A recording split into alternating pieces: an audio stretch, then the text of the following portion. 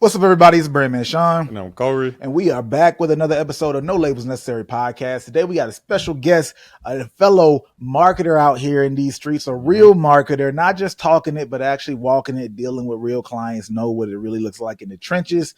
SilkSoSmart from We Help Artists. What's up, man? Glad to have you on here, bro. Brother.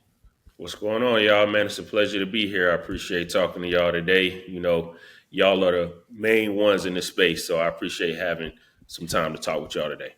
For sure, man. For sure. We got to talk about a couple of, key topics. We know artists want to talk about how do we go viral, and you got viral clients right now. How do we flip that into a real fan base? What's the best marketing strategies right now? I'm interested to hear in terms of what you're doing and what do you see popping. Do you have any of those hacks, some of those game breakers that the rest of the world isn't on to? So, to get right into it, I know you got a community. I know you have an hidden hand agency as well. A couple of things through We Help Artists. But since you help artists and you got an artist going viral, let us know, how did the current viral artist get popping? If you want to say his name and all that, hey, we love names because we get to look stuff up. So give us all the info. Yeah, man. So, right now, one of the main artists that I'm pushing, his name is Juwop. Y'all go out there and check him out. And he's having a lot of virality right now. His page is doing over 1 million impressions a month just on Instagram alone, and we're doing a combination of things, right? So, we run ads, rather that be on YouTube, Facebook, TikTok, right? But for this artist specifically, we're running Instagram ads, especially. And then we're doing the seeding, right? We're getting him posted on a lot of the prominent pages in the hip hop space, Say Cheese, 954 Fast Pitch TV. And that's like one of my core strategies that I always tell artists to use is finding pages that are popping within your region and that you can afford within your budget, and then just getting posted on there consistently. And we just did a post for him on Say Cheese, and just from that one post alone, he gained over 4,000 followers. And a key about that is the narratives that you run with on these pages. And I know that's something you guys are big on too. For sure, man. For sure. Hey, people don't quite understand that you can grow relatively quickly by getting a post on another page. Like you said, narrative really matters. But I want to break down everything that you just mentioned so people can really understand what that means, because I hear this is crazy simple. Ads and seeding posts. Mm-hmm. Let's stick with the ads first. Now, when you say running ads, are you running ads to the music? Are you running ads to just check out the profile? What's your focus right now? So we kind of have, what I call the spider web strategy, where on the front end, we want to run ads to get you to visit the Instagram page. And then those people who have already shown interest, you saw an ad on your timeline, you like what you heard, you visited the profile, maybe you followed or you at least checked them out. Then at that point, we do what we call retarget marketing, where we're getting back in front of those people. And now that's where we're really trying to drive them over to the streaming platforms, or we're collecting their data, with Forever Fan, right? And we put those two strategies together. And that's where I'm seeing that recipe for success. So, it takes a little bit of patience. A lot of artists, they want to turn on an ad and then see 1,000 streams in 5 minutes. But if you run it this way, you can really build out a sustainable system that gets results consistently. Why better to run it that way still? I mean, I hear you say it, but if I'm an artist watching, it's like, okay, that sounds like more money and it's less direct, right? I could go straight to my streams, but you say go to my page and then my streams. What part of it makes it a better strategy? Well, for me, I look at it like my goal is always that even if you don't run another campaign with me, I want you to be in a better position when the campaign is over than you were when you started, right? So if you're focused super heavily on the streaming platforms, you might get streams on a consistent basis, but the moment you turn those ads off, did you gain followers? Did you collect these people's data? Like, what do you have to show for it, right? And that's a lot of the problems that artists would see when they were paying to get on playlists and stuff like that. You get the streams going up for a while, but as soon as the promotion's over, you feel almost like you're right back at square one sometimes. So in a perfect world, people that see these ads to go to streaming platforms will also follow you, but that's not always what happens. So the reason I like to run it like this is because ideally, if you're running an Instagram profile visit ads, right, then you're gaining followers and now you have a bigger following. So when you're posting content organically, you're now getting in front of a bigger audience before you even spend another dollar on an ad.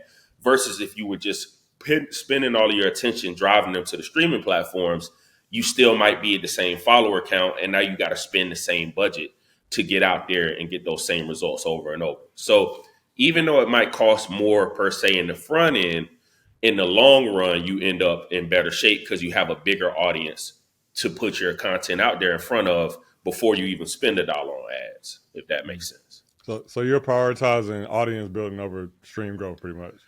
Yeah, yeah. And, I just think that's more important, because a lot of artists are caught up in wanting to get the biggest streaming numbers, the Spotify monthly listener number. But it's like, what are you actually after? Are you looking to make money from streams when we know that you're getting pennies on the dollar there, or are you looking to build a fan base that you can sell, direct to consumer to, you can build out a community with, you can collect their data, right, and then sell things that are more valuable to them than just trying to get a couple cents for a stream, so I just think it's a better long-term strategy than just focusing 100% on the stream straight away.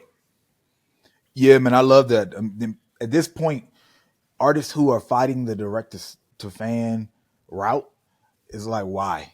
Right? If you want to be Hmm. independent, they're the biggest advantage of being independent is you are able to do things that signed acts can't do. You can be more Hmm. creative. You can go direct to fan and try to do different types of campaigns that the labels would push back on or frown down on. And like you mentioned, using Forever Fan, obviously that's a huge thing when it comes to collecting data. We just had a campaign um, that launched yesterday, not launched, but it actually released. It had been building up, and the artist made north of 100K with this campaign or whatever because he had been collecting data, nurturing the fans, and was able to say, "Hey, it's out in a way that actually reached the people you're trying to reach." And at the end of the day, you knew these people had already opted in. They said they want to market to you. So I want to talk about that a little bit more in the conversation because I think that's something philosophically people got to get used to. But before we do that, I want to talk about the second part of that strategy, which is seeding. Can you Hmm. explain seeding? Well, we know what it is. We talk about it a lot, but I feel like some people still aren't used to that lingo if they're not, industry people. Yeah. So the way I always break it down is seeding. You're essentially planting a seed on each one of these platforms that you're paying to get posted on, right? So you are planting the seed and you're hoping that it grows something from that. So it's a really effective strategy to gain followers, especially if you want to build within the region as well. And it can be a lot more affordable than a lot of artists think. I know that I have pages in my Rolodex that only want 20, 30, $40 for a post. And you can get out there and have that chance for virality, gain thousands of followers, and give yourself the best chance for the viral moments. And it's a great strategy to combine with making organic content and running ads because if you're putting the content out there on your page and you notice those pieces of content that pop off and get more attention than usual, these are great pieces of content that you might want to consider seeding or just doing Instagram promo, getting posted on the blog pages. And that's just something that I recommend to all artists, really. Corey, what was the last amount of followers that we saw grow from a single scene post or about one? Because that was like a couple months ago, right? It's probably like 20, 25,000, something like that, in like a course of a couple days. 25,000 off of a seeding post in a Yeah. course of a couple days. Like it could go crazy. I think people don't understand that obviously TikTok isn't the growth mechanism that we once saw. Hmm. And people just looked at, hey, if I post on IG and do reels, that might be the thing. I don't really see reels as ever having the level of growth that we got from organic content on TikTok for the most part. It Hmm. happens here and there, but I look at in terms of what I can control and what I'm more likely to get followers from. Seeding is the way to go. I got the most control. I don't have to worry about the algorithm because I'm borrowing somebody else's algorithm, and I Hmm. already identified that page, which means I should have analyze their audience to see if it's worth using posting on that page in the first place. So like that's a huge hack that I don't think a lot of people are paying attention to, and still, because I think a lot of younger artists are who aren't connected with somebody like you don't really even think about it in that way. And you said what, $40 for one of the pages? Yeah, like there's a lot of affordable pages out there, that charge $40, $30, $50 for a post. And, you can see real growth and real viral moments from that. Like I have a page that we paid to get posted on. It was only $50 for a post. And this post got like 50, 60,000 views, 2,000 likes. The followers went up. So that's something that is affordable for most artists, and they might just be overlooking it. But the key part that a lot of people get wrong, and maybe if you've tried seeding in the past, you didn't see the results from it, is a lot of artists just go up there and they say, Lil John has new song out now. And it's Mm-hmm. like, well, we don't know who you are, so that doesn't move us, right? Yep. So the narrative that you build, and that's something you guys, of course, have talked about a ton, that you run with is the most important part of getting that bang for your buck for sure. For sure. We'll put a link to this in the description below on one of our videos speaking on the narrative and what that looks like. But that pretty much is the game when it comes to seeding posts. Like all of your value is going to come from that 100%. Let me stop and tell you something simple. If you've gotten views on social media and streams on Spotify and the DSPs, but you don't know who your fans are, you're doing it wrong. You got to use Forever Fan. Forever Fan is the simplest way to take people from views and streams to regular fans and then forever fans who will spend money on you. And that's the whole point of this game, right? No one cares about having a lot of numbers on social media and DSPs anymore. The jig is up. We know that could be hacked. But having real fans who will spend money on you and show up in the real world, and then having forever fans who will make sure you never go out of business as an artist is the name of the game. So go to foreverfanmusic.com/no labels to get access to the software and strategies that we've been using to help our clients make thousands of dollars and even hundreds of thousands of dollars, to the point that we've now collectively made indie artists specifically well over $1 million with this one idea: create Forever Fans. Again, go to www.foreverfanmusic.com/no labels or check the link in the description if there is one, and use these strategies before the major labels finally catch up and start to saturate the game. Foreverfanmusic.com/no labels. Back to the episode. We kind of touched on the idea of, audience, building a proper audience. What do you say to artists when they hear stuff outside of just the price of, now I gotta do, let's say, a grow my page campaign, and then I'm doing a retargeting campaign? That already says, well, that looks like a little bit more money, or that might take a little longer. That's some of the pushbacks or things I hear from artists. But then you have just the overall idea of, when you build your audience, it's extremely valuable for people to be like, it's extremely valuable for you to be able to say, I have your email, I have your phone number, and these people said, hey, I don't mind you emailing me, I don't mind you texting me or DMing me, or however you're going to communicate. But on the front end, I get so fewer conversions than what I'm used to as an artist. So it's harder to see the value from it, in terms of what I've seen a lot of artists say. Like, what do you say to kind of help artists understand why you think it's valuable and how you use it? Well, I think that, kind of like you touched on before, man, like the TikTok boom era is where you just post something and it goes mega viral, and that's just not happening as frequently as much. And so I think we're just reverting back to a space where artists are going to have to learn some patience. Everybody wants to start a campaign tonight, go viral by tomorrow, sign a record deal, and be on the road the next week. And I mean, hey, if you got the budget, maybe we can make that happen. Or if we just get that magic lightning strike post and you go mega viral, then great. But for most artists, I just preach a little bit of patience. And I also ask them, hey, what's your ultimate goal? Do you want to build streams, or are you actively trying to build a fan base that you can actually monetize in more ways than one? And if that's your goal, then you need to move away from the instant gratification of seeing another monthly listener and start thinking about building that audience, building your fan collection of data, because that's where the real money is made. Streaming is cool, but if you have one passionate fan on that email list and you now sell with a platform like Even or Forever Fan, and you sell direct to consumer, one fan spending $25 with you, what it takes, what 5, 10,000 streams to make that same amount of money.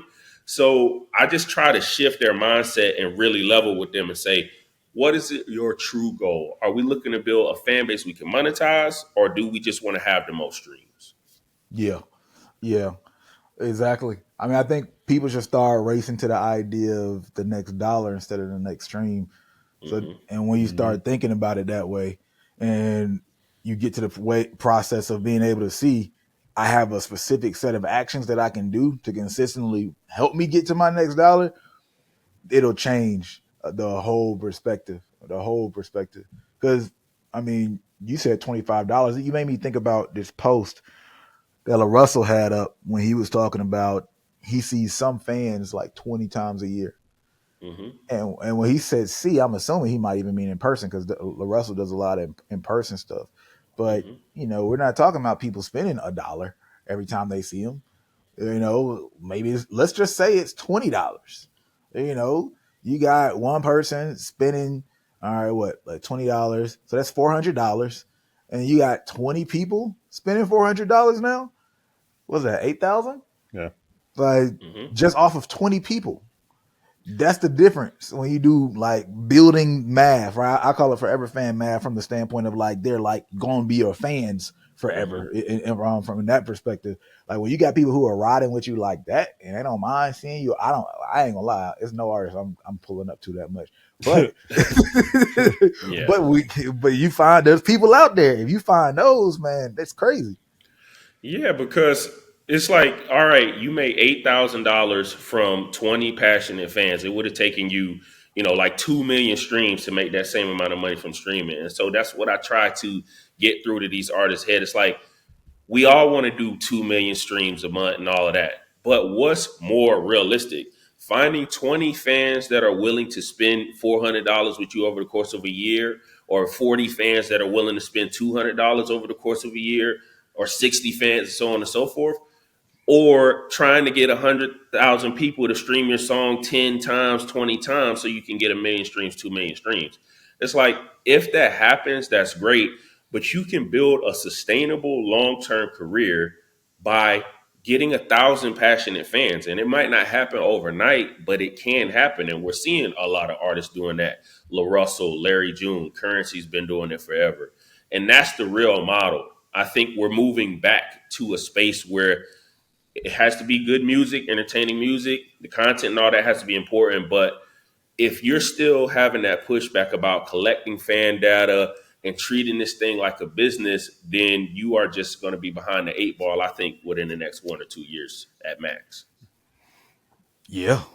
Yeah, man. I mean, I think just hearing what you said made me, I don't know, maybe put together the fact that if I, like you said, if I have, what's easier to do? 20 people, okay, or 40 people that are paying me a couple of hundred. Like a lot of people think straight to 1,000, but let's just say 20 to 40, etc. And I'm super serving them. I'm showing them all the love in the world, and I'm continuing to make sure I entertain them. That's so much easier. Meanwhile, you know, you can have 100K monthly listeners but not know who they are, right? Or not have Hmm. that much of a relationship because you're so busy trying to just get more streams. You don't even know what it looks like to serve your fan base, because that's another thing. Like, all right, if somebody's pulling up 20 times a year, there's two things happening there. And let's just say 10 times, 5 times, if they're interacting you with that level. One, you need to still be entertaining them and showing value. And that's the typical social media. Social media is a part of the direct to fan landscape, by the way. Mm-hmm. Everybody Hmm. thinks that they're going to just like put fans into some private Discord or Patreon and only communicate there. Nah, you got to stay in those fans' faces and they come support you over here, but they really still want to be entertained with from you where you currently are, where they currently are. So it's Hmm. like, all right, you still got to entertain them for them to show up that much. And then two, you still got to offer them a way to pay you and support you in that way. And I think that a lot of people are missing that because if you hustle on stream so much, sometimes, you don't even have the energy left to figure out like what my next offer is. Yeah, and a lot of artists aren't even giving themselves the opportunity, like you said, to be paid, right? Like you don't have your project on Even or one of these direct to consumer platforms. You're Nope. not using a Forever Fan. You're just not even giving yourself the chance. And maybe your thought process is, well, I only got 1,000 followers, 2,000 followers. Nobody's going to spend any money with me. But you don't know that. You're not Yep. even testing to see it. You might have 2,000 followers and there's five of those people that comment on everything you do. They always repost you. They show you all that love. They might be willing to spend 25, 45, $50 a piece with you. And for most artists, they're not even making that monthly on streaming. So if you're not at least giving yourself the opportunity to be paid directly from the consumer, then you're just honestly selling yourself short and it doesn't make sense at this point. Yeah, I mean, look, talk about Even Bandcamp's been around for years. Shopify exists. I mean, people are making money off of just cash at me something. You know what I Mm-hmm. mean? Like, there's so many ways, but you got to give them a reason why. You can't, just expect people to donate into infinity. You got to give them some type of vehicle to support you. I mean, there's people that I will support, like, but they gotta ask, and it can't just be like, "Yo, Sean, can I get $20?"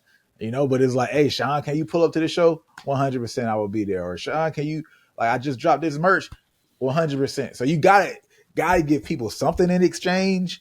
Mm-hmm. Nobody wants to feel like they're just doing like charity, but they do hardcore want to support you. It's a lot of most people have that psychology. Yeah. Yeah. And, that once again just requires that patience and that long term vision, and you at this point, you kind of got to look at your Instagram or your content, that short form content you're putting out there as commercials. You know what I'm saying? You're trying to convince somebody through Mm. consistent, high quality content that it's even worth taking that next step to support you on a higher level. So you got to show up, you got to be consistent, and you got to give them something of value consistently. It's one thing to have one hot song or one piece of content that was cool, but can you do that consistently enough to convince me, okay, you know what? They said they got a project coming out and I can get exclusive access to it 2 weeks early if I buy it, on Shopify Even or I Cash App them.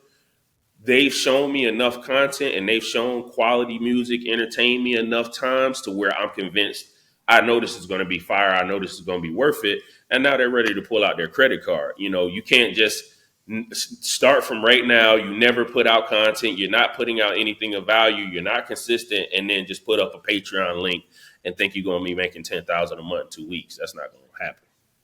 Yeah, facts. Corey, when's the last time you bought some merch for an artist that you're a fan of? Bought some merch from an artist, paid money for it, probably like 2 months ago.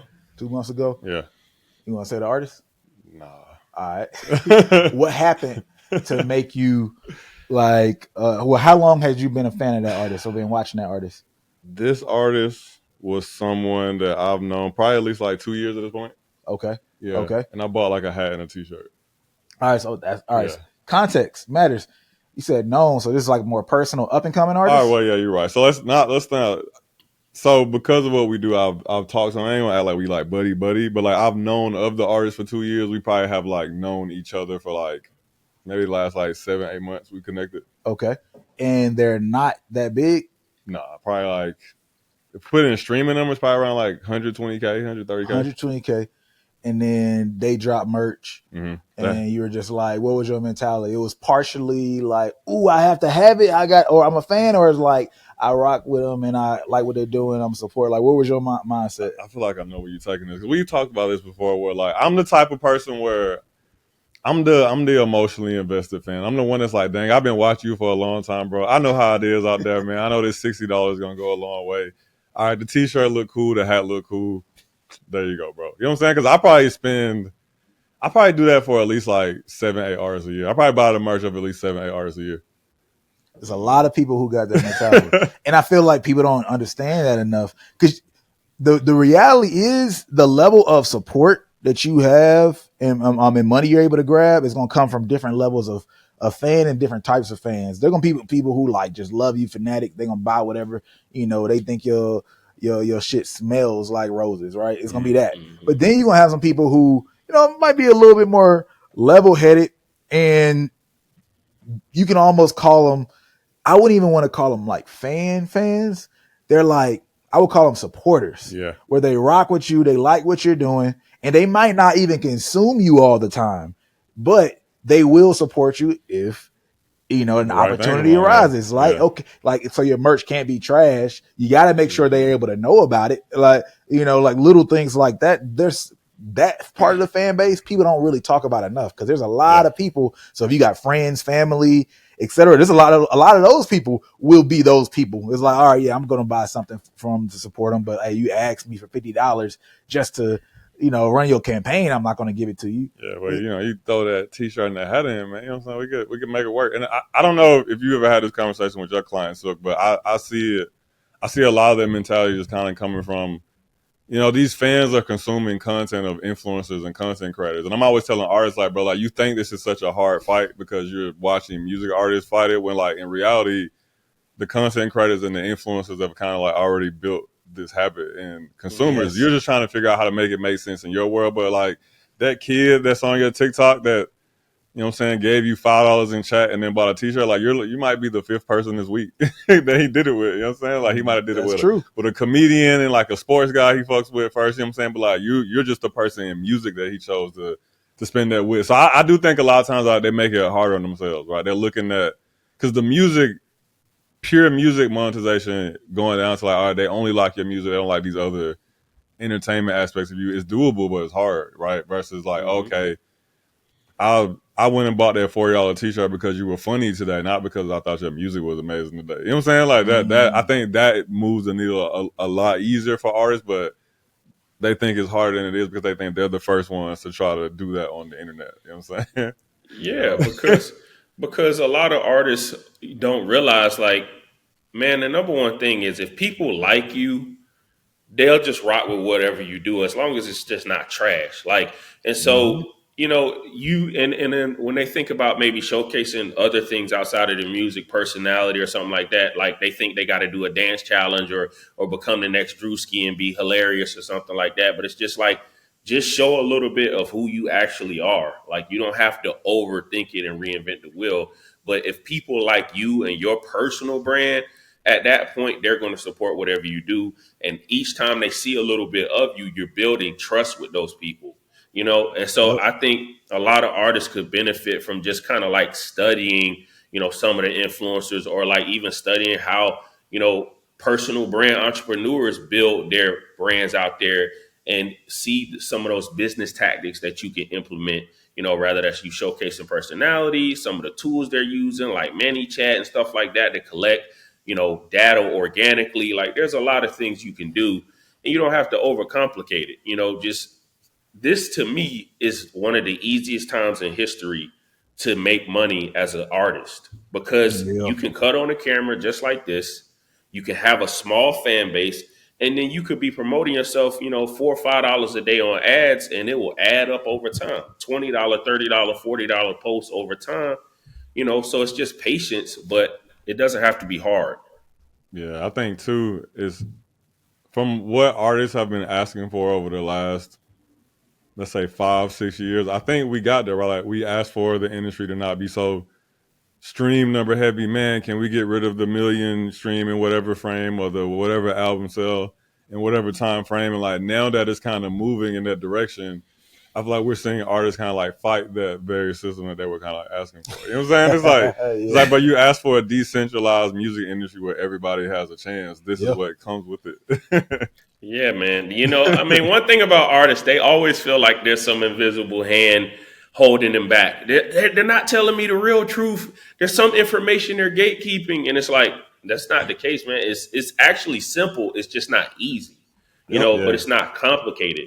Make consistent music, make content consistently, post that content, promote that, wash, rinse, and repeat that process. Have some patience, and if what you're doing is good, you will start to build over time. But the thing is, artists get frustrated so quickly a lot of times when they, maybe they had one project, they shot 20 pieces of content, they did all these things for 2 months, and it didn't blow up like they thought, and then they stop. And that's the main thing that's getting in artists' way. It's not that it's there's some hidden room at this point, and there's information you don't know. There's a ton of information out here, especially from guys like y'all that are actually in the game making things happen. You just got to actually apply it and do the work, and that's the main thing that artists are struggling with on a consistent basis. Yeah, we tell artists all the time our biggest advantage of our artists as marketers, not even just us individually, but as people in marketing positions, is that we have time and more time on campaigns and more perspective, right? Like you, to your point, this artist then stopped his campaign on month 3, so he doesn't know what it looks like to run a campaign to month 9, to month 15, you know what I'm saying, to month 25, month 30. Like he doesn't know what it's like to, he thinks the idea is going to be structured together over 6 months, when in reality, the idea that he hasn't had is really a year and a half game plan, you know what I'm saying, a 2-year game plan, and he wants 60% of it done in 3 months. Like it's not going to happen. It's not going to happen that way. Because I think the thing that we all seem to agree on is having the relatively low risk system, the content, the ads, right, and then making sure you're just like culturally inserting yourself places. And if people like it, that stacks up. And like some of that stuff can't be skipped because people have to feel a type of way about you for some of this stuff to work. And you're starting off with everybody at 0. You know what I'm saying? Yeah, man, and that's the harsh reality of this thing. Sometimes, I've done it, and I'm sure y'all have done it too. You run a very similar campaign for 2 artists, but they get drastically different results. And the main difference is the Content, music, the music, yeah. content. People like that more. And like a lot of times artists have a problem and they take it personal when they can't swallow the pill of, hey, people just don't like this record. But here's the good news. This isn't the last record you ever have to make. Take it as a moment of feedback. Go back to the drawing board. Reflect back on what were some of the songs that maybe you put out before that got more attention than your last release that didn't go over so well, and then go back at it. Just take it as a learning lesson. It's just, I know people are sensitive about their art, but it's not a personal attack on you if people just don't like the record. That's the one thing that no matter who you got doing your marketing, they can't fix. If the product isn't right and the people aren't resonating with it, you could spend $1 million and there could be somebody that spends $5,000 that gets 10x the results you got because they like the product more. Yeah. Facts. I mean, I think something that both of y'all have kind of touched on was just the mindset of fans paying and it being easier than ever before. I think we're moving into a space where not only are the fans used to buying and interacting this way, but they're actually going to take pride in it. Where, hey, I purchased this from this artist. You don't have that. And this is a reflection of who I am and my identity, which people have done that in the past. But I think we're going to go back harder in that direction where I bought this from Silk. I bought this from Jacory, and this shows I'm a fan. And Corey had a limited drop, and only his top 100 could get it. And this shows that I was in his top 100. And you said you were a Corey fan, but nah, you can't be, bro, because you don't have this, right? Like that type of mentality is going to run rampant. And the artists who are able to use the tools, right? Because of course the visibility, everything you already mapped through those 5 steps is like how you get it, and you're moving. But then use the tools to build an audience and communicate with them in that way. The artists who do that, it's going to be a lot of money and a lot of people who are able to live off of their art, even if we're talking about $1 million per year. If we're talking about 40 to 100K, that's going to be very meaningful for a lot of people. Yeah, man. I mean, like it. Right now to make $4,000 or $5,000 a month, you got to get 1 million streams at least. Yep. And it's a lot more realistic. Artists should be happy. Of course, they're gonna find something to be mad about sometimes, but they should be happy because now you have these tools in place that can make making $4,000 or $5,000 a month a lot more sustainable. And there's a bunch of ways to skin a cat right now. Like there's 2 things that I think artists should be thinking ahead about right now that are upticking in the industry already, which is fan pages and then data collection. Those 2 things right there, I think, that's where we're headed. All of the labels and that stuff, they're already moving on these things. Like artists need to get on it too. And a great thing about a fan page strategy, for example, is it doesn't cost you anything. You could throw up some memes with your music behind it, and one of them might just catch the algorithm organically. So like If you're an artist and your main gripe is, oh, I don't want to make a bunch of content with me in the videos, you don't have to do it that way. Like there's so many different avenues now to get to your end result that if you're making excuses, it's just either you don't know about these things or you just want to complain, honestly. What's the advantage of fan pages? So the advantage of Well, actually, fan walk page. through what it is to be like real clear. You know. Okay. So a fan page is just, kind of like a spam page or a page dedicated, to an artist. We see it in, sports, you got LeBron fan pages. We see it in music, you got future fan pages. It's just somewhere where you're posting content that maybe that wouldn't be shared on your main platform.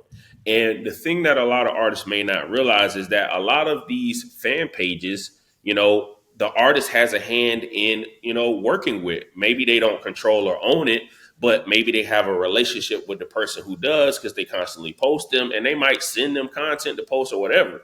So now if you're running your own fan page, maybe you only want to post the polished, clean, high quality reels on your main artist page, but now you could post, more of your rough drafts and things like that, content that you wouldn't usually share on your main platform on a fan page. Because sometimes the thing you worked so hard on for 3 months does nothing, and then the thing you did in 20 minutes goes viral. So it just gives you another opportunity to depressurize because you're not putting it on your main page and you can just kind of throw things out there and see what sticks.